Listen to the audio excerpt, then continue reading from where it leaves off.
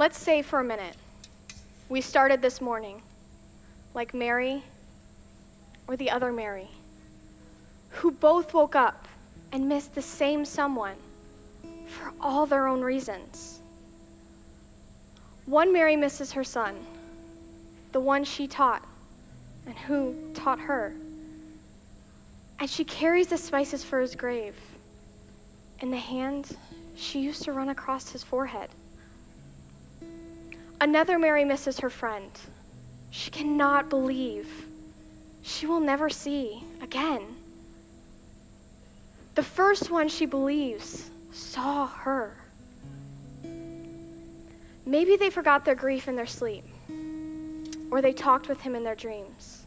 But when they opened their eyes, he was nowhere to be seen. And now as they walk, they would feel the sadness in their throat, the fire through their chest, the burden on their backs, the heaviness of their steps. Let's say for a minute we are with them, and the only place we want to be is near his grave, just like he only wanted to be near the hurting ones, the lonely ones, the desperate ones. Here we are now in this place of stone and dirt and buried loves and abrupt endings to every conversation. Just silence now where a voice used to be. When you're standing in a place like this, all you can see is what's not there, what you think will never be. They're in a moment when they cannot imagine, and maybe we cannot quite imagine, love could ever get back on its feet. And yet, what if this morning, what was true that morning, is true in our morning? What looks like a closed tomb is really an open door. And instead of saying goodbye, they lay their burdens down and had breakfast by the sea. Let's say for this morning, all stories end this way. Our hands may carry heavy things, but death is not defeat. What if this morning, God is still at work, turning dust into heartbeats?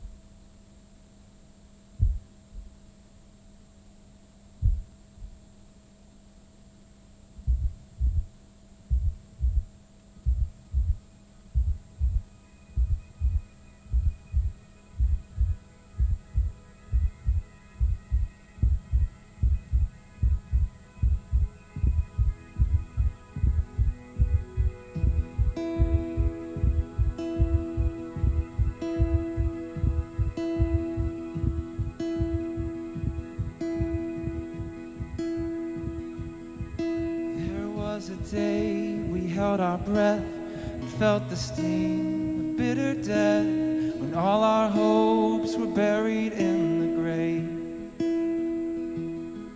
Our eyes awake, our hearts were torn between our faith and what we knew before our King was buried in the grave. And grace was in the tension of everything we've lost, standing empty-handed, shattered by the cross. All we had and all we had was a promise like a thread, holding us, keeping us, home from fraying at the edges. All we knew was you said you'd come again. You'd rise up from the dead.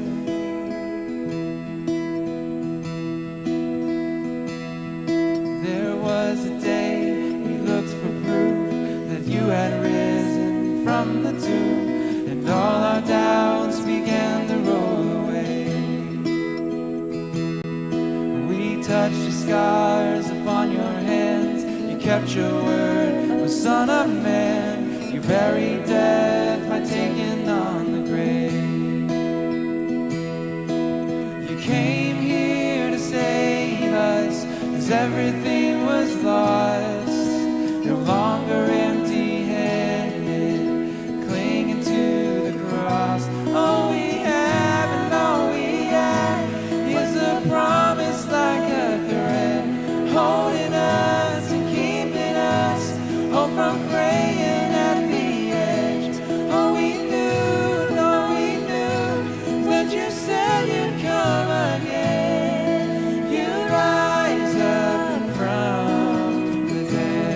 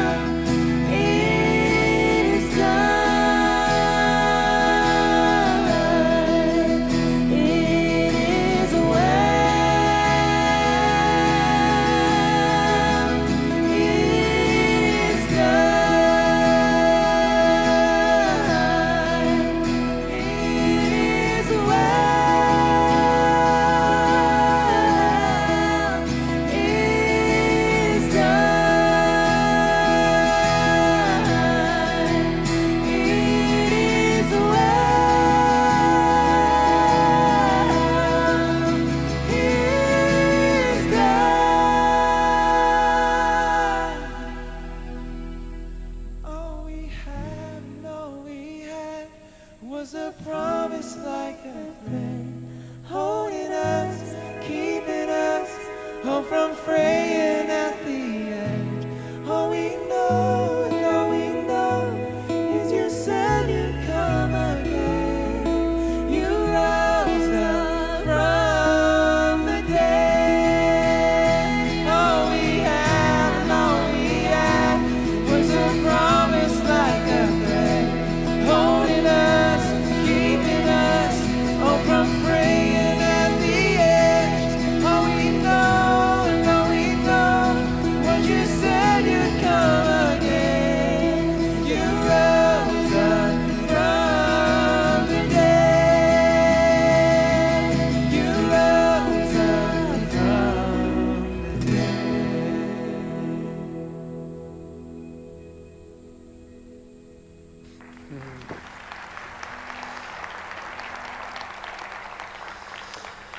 Well, good morning and welcome to Easter 2023. I don't know if you're this way, but there's no day of the year that wrecks me like Easter does. I don't know what, I do know what it is, but 41 years ago on Easter is when I surrendered my life to Christ. I was so full, college student full of meaninglessness. I was destined to be one of those statistics that was a disease of despair. And I said, God, you win.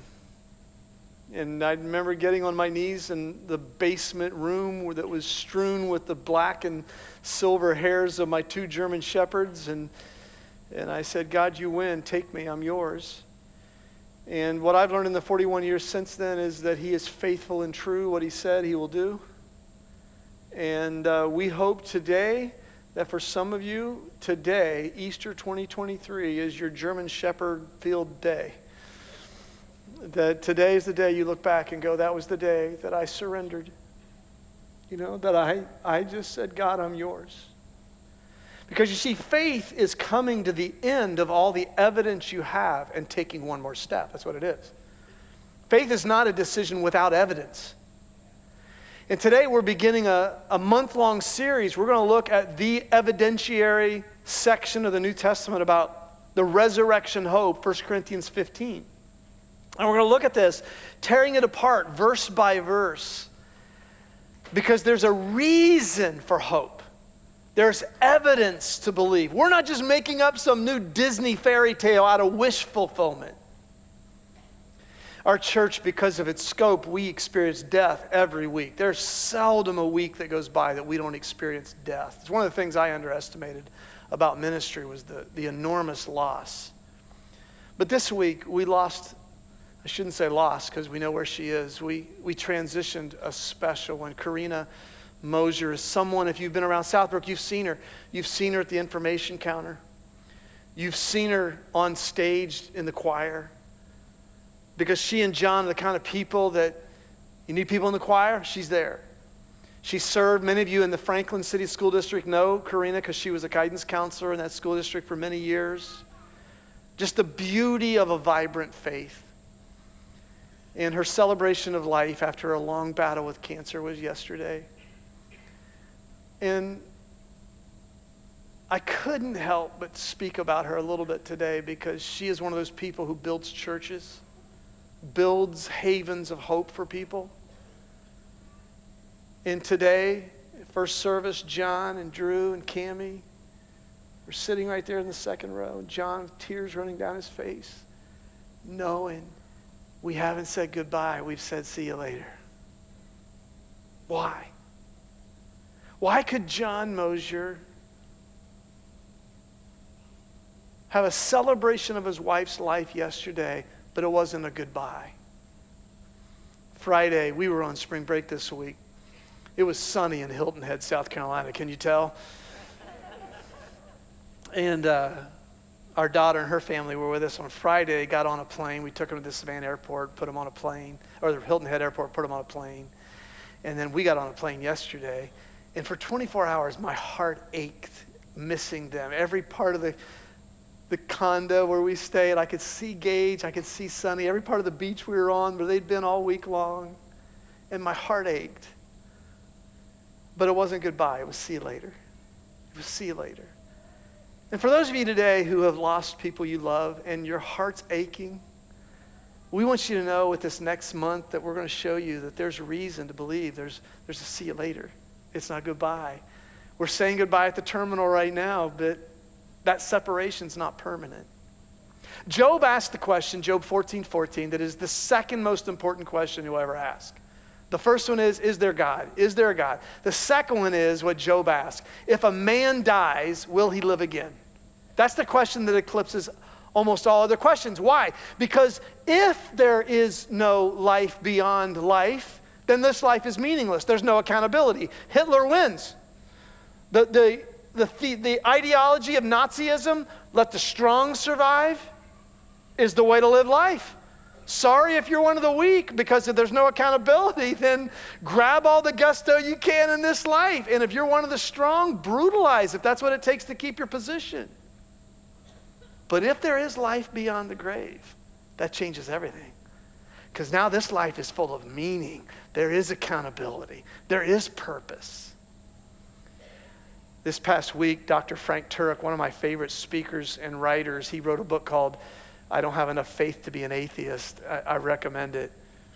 But he posted this picture on his Instagram page. And you'll recognize this picture because this is the picture of the 6 whose lives were taken in Nashville a couple weeks ago. And when I looked at that picture, I thought, oh my gosh, the reason for that being up there embodies the darkness that this world can dish out, right? The very reason that picture is being posted is, oh man, this world can be dark beyond comprehension. But Dr. Turek posted on there, see you later, my brothers and sisters. This is not over. Death is not the end. And while that's still a tragedy, why can he post that? Why do those lives you're looking at right there, those 3 students and 3 administrators, why do those lives have meaning? They're not just the latest developmental aspect of disparate DNA that was thrown together by the universe. Why is there meaning to life? Well, the resurrection of Jesus Christ answers that question. And until you have hope beyond life, you're not ready to live this life. As a matter of fact, Hebrews 2:15 says that he came to save those who all their lives were held in captivity by their fear of death. This is the disease of despair that plagues America right now. We have no real transcendent hope. We are a post-Christian culture. And yet today, we join millions of people around the world to say there's a reason to have hope. And so look at this text. Walk through this with me really quick. Because Paul says, the great apostle Paul says there are 3 reasons to believe that there's hope. Not some wish fulfillment Disney fantasy. This is what we hope for, but reason to believe. Well, the first, he says, look at the events of the resurrection. He opens this section by saying this. Now listen, brothers and sisters, I want to remind you of the gospel I preached to you, which you received and on which you have taken your stand. Some of them were wavering in their belief. Maybe cultural events were deconstructing their belief system like it is for some of you right now. And he says this, by this gospel you are saved. Now remember, the word gospel is not a Christian word. People think that's a Christian word. That wasn't a Christian word. That was a Roman word. Caesar had his gospel. That was his declaration of prosperity, his declaration of good news. Now that I'm in charge, this is what's going to happen. And the movement of Christ took that and said, Jesus said, this is my gospel. This is what I'm declaring for all the world, not just Rome. And it says, you're being saved by this. That's really important because that's actually in the original language in the aorist tense, which means a one-time action that has continuing results. Very important to understand that. Salvation is not something that, yep, I receive it. I got the insurance policy. Here's the paper to prove it. Salvation is something that you decide. You fall on your knees in your German hair-strewn basement, and then it continues to have an effect. And what that effect is you slowly start being transitioned into a being that is made up of eternal substance. You're starting to be made of eternal stuff more and more every day, every month, every year. And if you hold firmly to the word I preached to you, said, this is the promise. Otherwise, you believed in vain. For what I received, I passed on to you as of first importance, that Christ died for our sins, according to the scriptures. It wasn't just a martyr's death outside that dump, that garbage dump in Jerusalem. It was an atoning death. He took your place. He took my place. That he was buried. He didn't swoon. That's one of the theories. He really didn't die. He resuscitated in the tomb. No, he was buried. He was dead. And that he was raised on the 3rd day, according to the scriptures. Paul says, first of all, remember this. We're talking about something that is a matter of historical record. Jesus of Nazareth lived on a definitive spot on the globe, Palestine. He lived at a definitive point in history. And that life has a record that attests that the resurrection is not just wish fulfillment. It is an event that split the calendar in two. One of the greatest legal minds of all time, John Singleton Copley, he became 3 times the Chancellor of England. He said this one time, I know pretty well what evidence is. And I tell you that such evidence as that for the resurrection of Jesus of Nazareth has never broken down yet. In other words, the reason Paul opens to believe is, remember, we're not writing this hoping the resurrection will happen. Some people believe that. Some people even say, some Christians will even say, the basis of my faith is the Bible. No, it's not. The Bible was written because of the basis of your faith. The basis of your faith is the resurrection. The resurrection was written, the Bible was written because the resurrection happened. And they said, we can't help but speak about what we have seen and heard with our own eyes, what we've heard with our ears. We attest to this. It was an event. Years ago on Harvard's campus, there was an address by Dr. J.M.D. Anderson. He was the Dean of the Faculty of Law at the University of London. And Dr. Anderson gave an address that approached the resurrection from the viewpoint of a lawyer. And he took the viewpoint of a prosecutor trying to deconstruct the claim of the resurrection. And he closed his address by listing a number of historical facts that would have to be explained some other way if the resurrection didn't happen. And he said, oh, by the way, for 2,000 years, they've never been explained away. If there were no resurrection, he asked, how do you explain that the Christian church could be traced back to a day in the first century when it didn't exist, and then a day it did exist, when the New Testament says the basis for its existence was its founder has been raised from the dead? This is an overlooked point. That this is the only movement in the history of the world that changed the world. Not Buddhism, not Islam, not Judaism, not atheism. One day it didn't exist, and the next day it did. The next day it did. Why? Because he was dead, and now he's alive. And those people who saw it stood up and said, he's alive. We've seen him with our own eyes. How do you explain that, he said? How do you explain the success of the early church in Jerusalem? How did the apostles make thousands of converts in Jerusalem by preaching about the resurrection when any one of those people could have taken a short walk to the tomb to prove that it wasn't true? The evidence is there for you to consider, said Dr. Anderson. If you cannot accept the historical event of the resurrection, you have to find another explanation. Paul says that. He says, look at the events. Then he says, look at the eyewitnesses. This is huge. Verse 4. And after that, he appeared to Cephas. You know who that is? That's Peter. That's Peter. Now this is significant because 2 times in the Gospels it says that after his resurrection he appeared to the disciples and Peter. Why? Because Peter denied him. Like some of you, you say, I've walked away from Christ years ago. Will he accept me back? You know why? I know he will. Because, and Peter. And Cephas. That's why it's in there. Is he was intimidated by a little servant girl around a fire who said, you're one of his. And he said, no, I'm not. No, I'm not. No, I'm not. No, I'm not. I don't know him. I don't know him. And Peter. He appeared to the disciples and Peter. And then to the 12. And after that, he appeared to more than 500 of the brothers and sisters at the same time. You say, they were all hallucinating. Well, 500 people can hallucinate. Woodstock, right? At one time. That can happen. But do they hallucinate the same thing? I don't think that happens. I don't think they hallucinate the same thing. The 500 people. If we listen to the testimony of those 500 and the people aside from this who saw the risen Christ and we listen to their testimony, we would be here till Friday night. We'd be here till next Friday night. The people who saw it, who saw the risen Christ. Most of whom are still living. You have to understand, this was written. How many of you can testify to 9/11?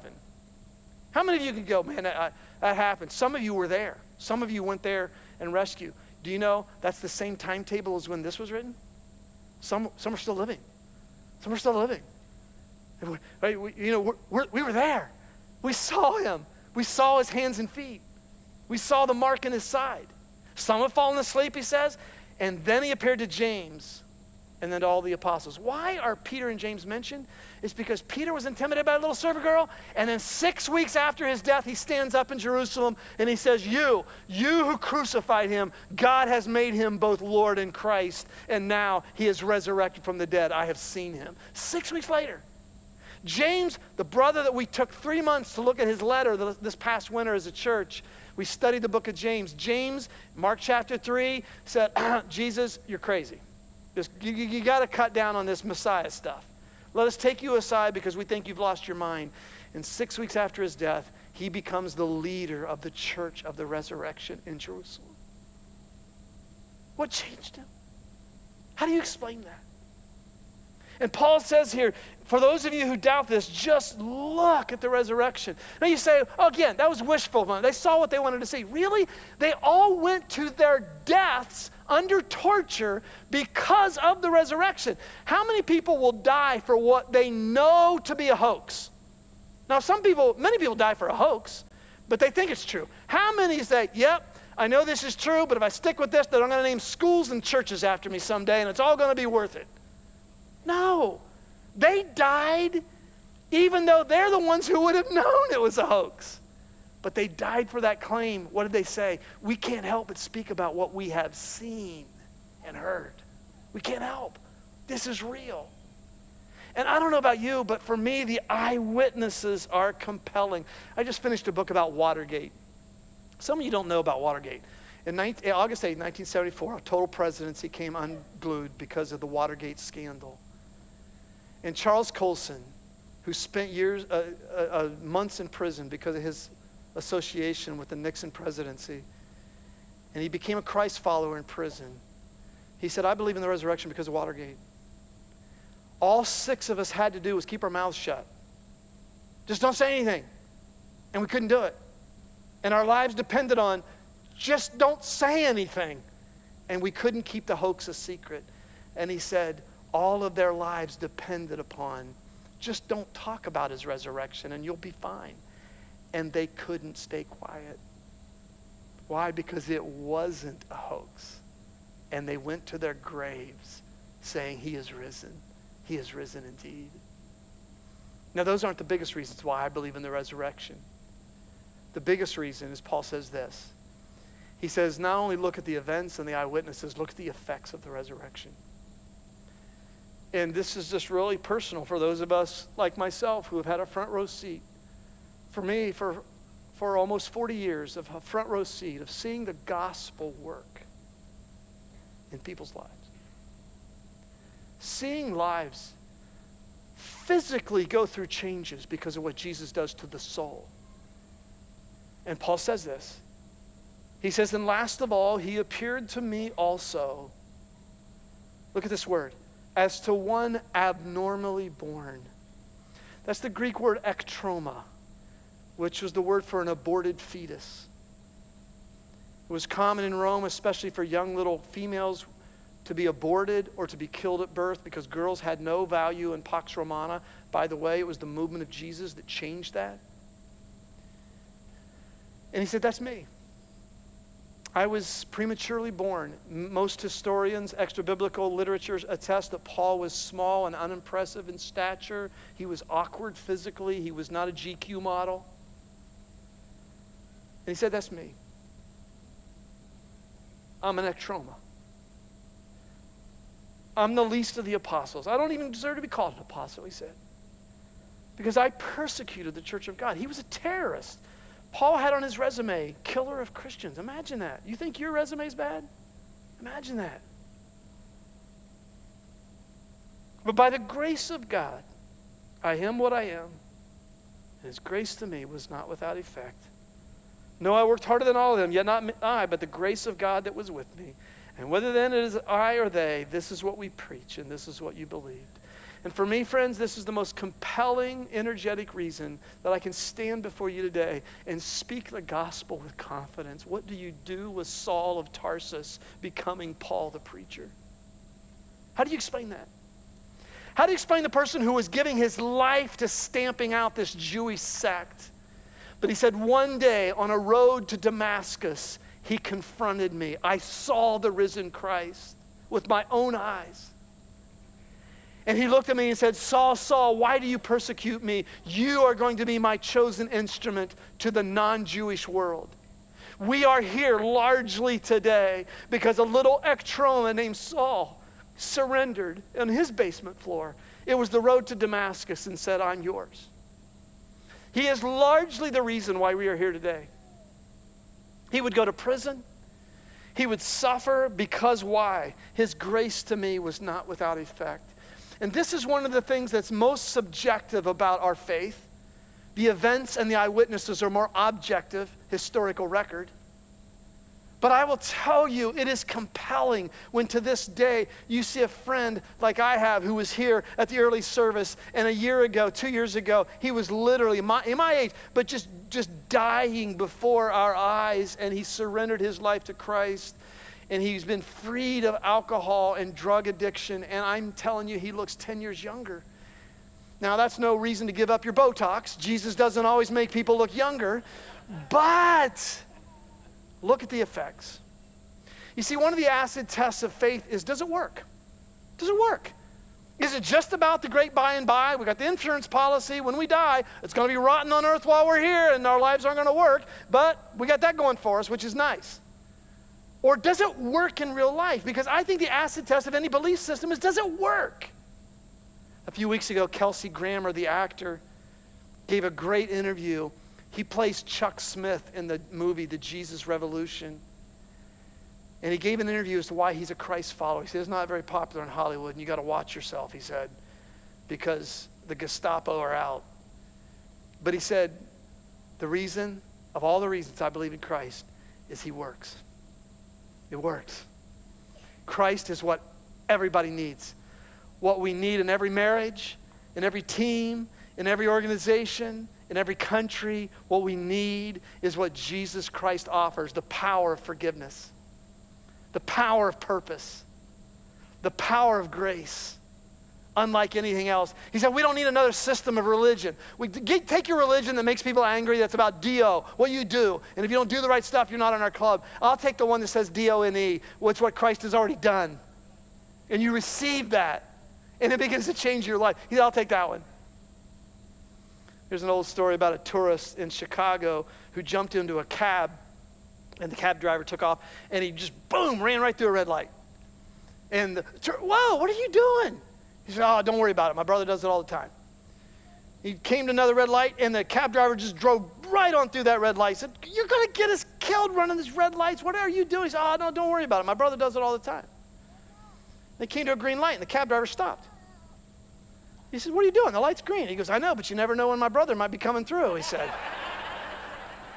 Your system may go, your belief system may look good. It looks good right now, and it lasts for 5 minutes and all that. But does it work over the long haul? Does it work in real life today? Does it work forever? How does it fit into the equation of forever, starting today? Look at the effects, Paul says, of the resurrection. It's still changing lives. It's still taking dust and turning it into a heartbeat. It takes dead souls and makes them alive again. He's still in the business of resurrection. I read on social media recently, somebody said, you ought to read the 10 best books you've ever read that changed your life. So I started doing that. And a couple of them are emotional for me because I can tell you right where I was on a certain page in that book when I read that page and what happened. And for me, one of those top 10 books is a book by Laura Hillenbrand called Unbroken. And she wrote this years ago. And it's the story of Louis Zamperini. Louis Zamperini was a neck trauma. He was a skinny little runt who was full of zest for life, which is translated into, he got into a lot of trouble with the law as a teenager in Torrance, California. And he was either go to prison or go into the army. Service country. And he chose service country. But he was a world-class runner. He was on his way to the 1940 Olympics that never happened because of this little thing you may have heard about called World War II. But he was destined. He was a world-class runner. And he flew planes. And his plane on May 27, 1943 was shot down over the Pacific Ocean. He and some of his comrades were stranded on the ocean for a record 47 days, surviving great thirst. And then one day they were rescued by the Japanese Navy. He said, it was both the best and the worst day of my life because that rescue sentenced him to the rest of the war in a Japanese concentration camp.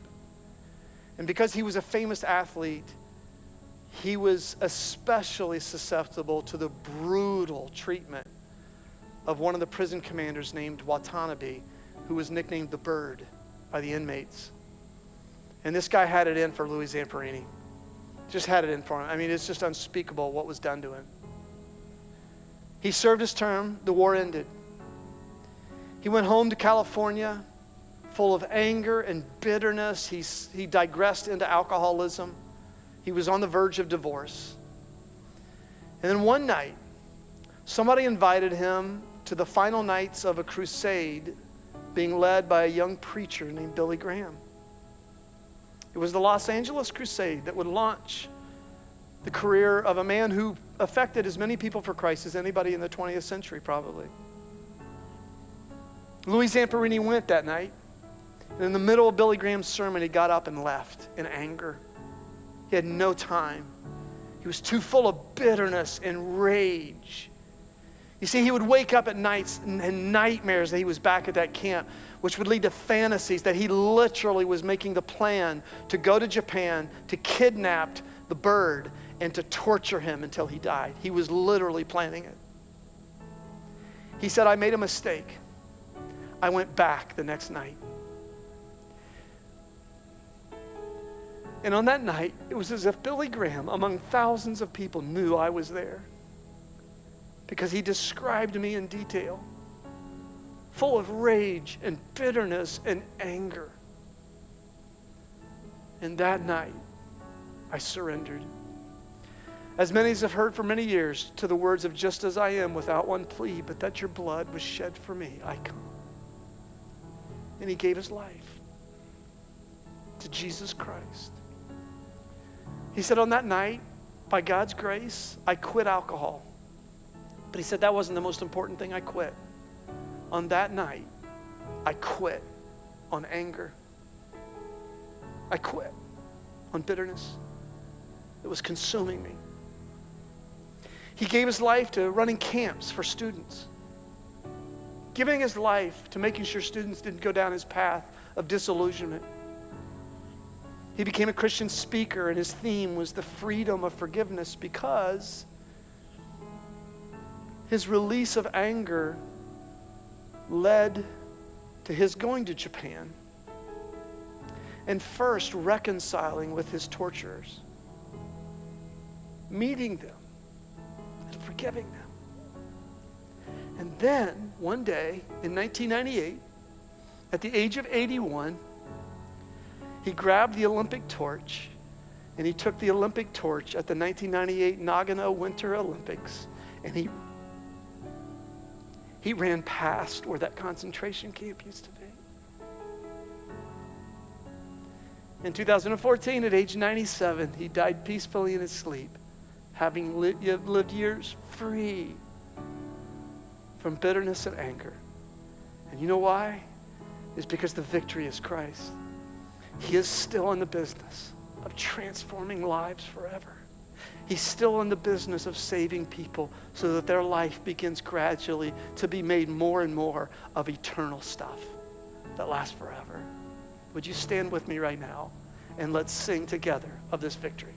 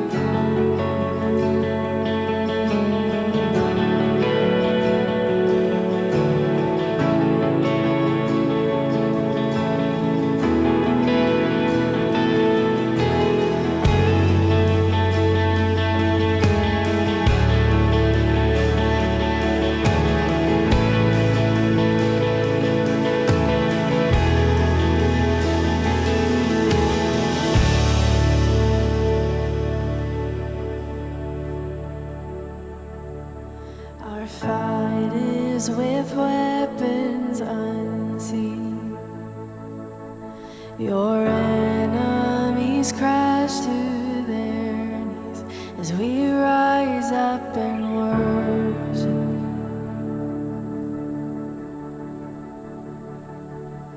When trials unleash like a flood, the battle belongs to our God as we cry out in worship.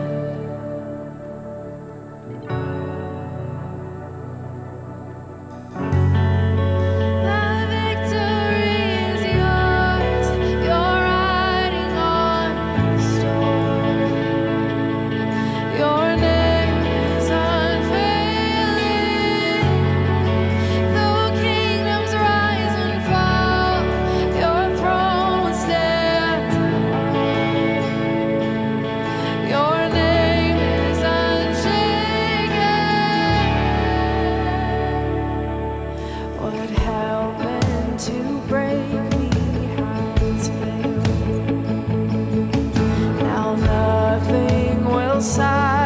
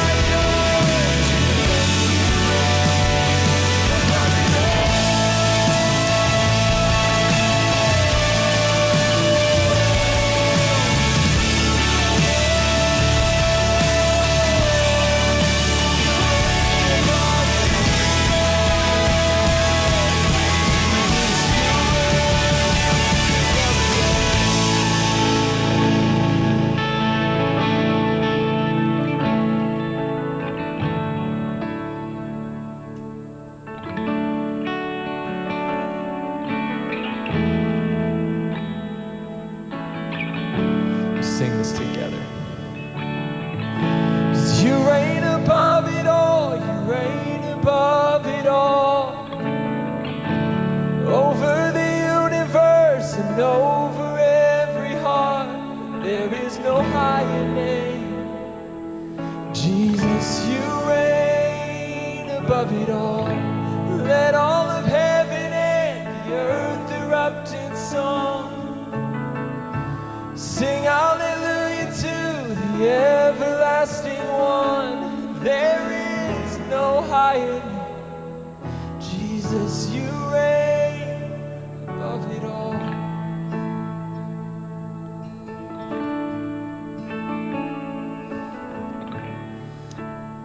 If this morning happened to be your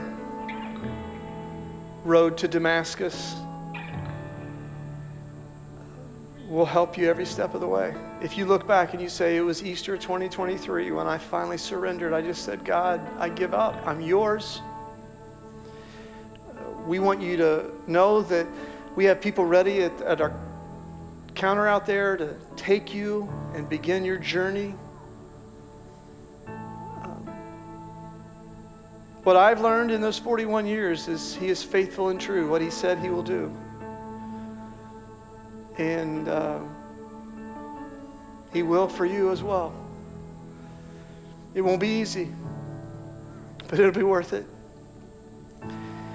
I want to say something really, it's really, we all have this in our industries, in our professions, but many of you know this, that COVID really disrupted church stuff. And some of the result of that is it really has changed even the hiring environment within churches, and we're severely understaffed.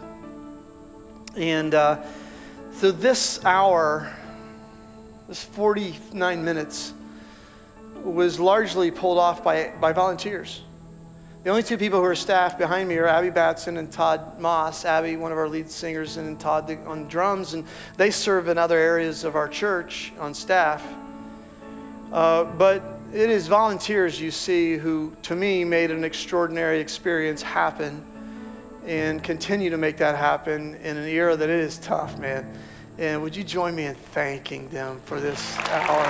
Yeah.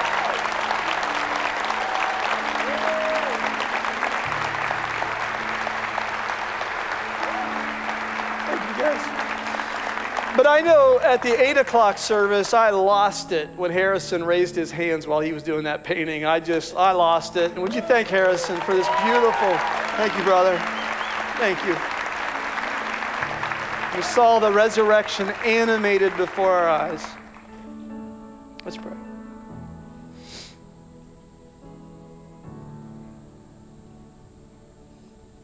All we can say is thank you. You are real. To the life that says, that's all the evidence I'm going to get, I'm going to take that next step. You are who you said you would be, full of grace and truth. And I pray that for maybe that disillusioned college student here today, that they'll look back 41 years from now and say, I'm so glad on that day I surrendered. I said, God, I'm yours. May the resurrected power of Jesus Christ come into my life and use me for your honor and glory. And today will have been worth it. Thank you for our gathering and everybody who made this happen. We thank you that we get to talk for weeks now about this. It's an amazing reality. And this resurrection thing, it makes life worth it. And we thank you. And everybody in Jesus' character and his name and for his glory said, amen. See you next week, everybody. Happy Easter.